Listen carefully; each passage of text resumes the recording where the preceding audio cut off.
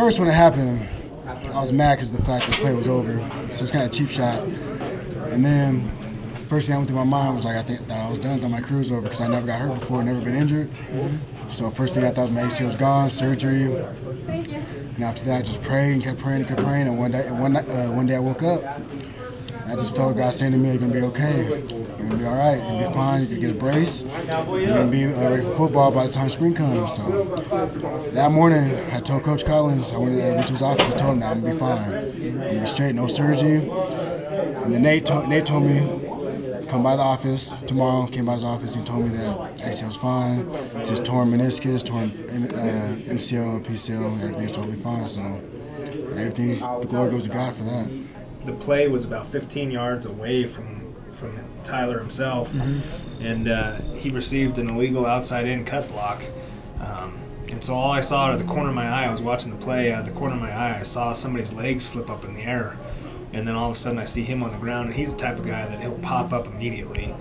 And when I saw him laying on the ground and not moving, he just in an instant, I was out on the field. So initially what had happened was he got hit from the outside in, which he tore his MCL, his PCL, both meniscus, his backside of his capsule in his knee, and also the top part of his fibula was dislocated.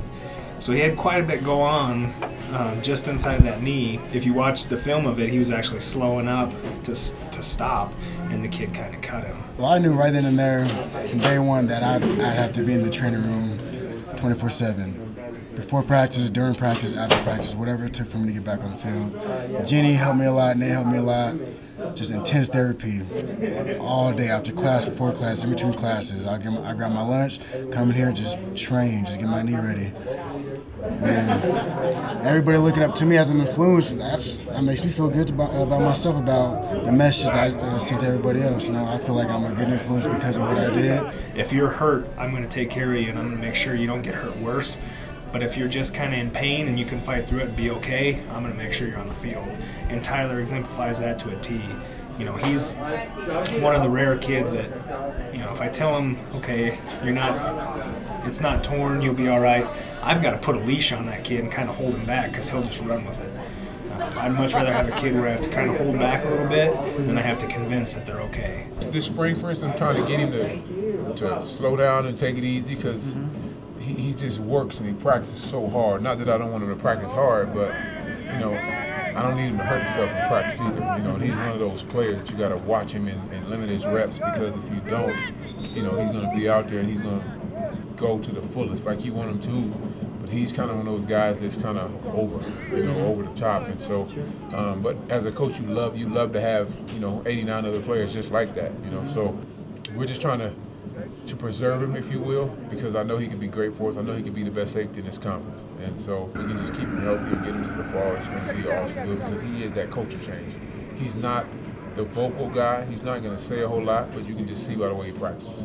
You know, my first year to 2 years here, I'd go out to evaluate an injury, and you could hear the other team just like, yeah, just look at them, they're hurt, and we're just going to keep beating on them. And then this last year was the first time I've ever heard. I came out at a home game to check on one of their injured players, one of the other team's injured players, and I just heard them, you know, the defensive line say, man, these guys are tough, like they're just going to keep coming.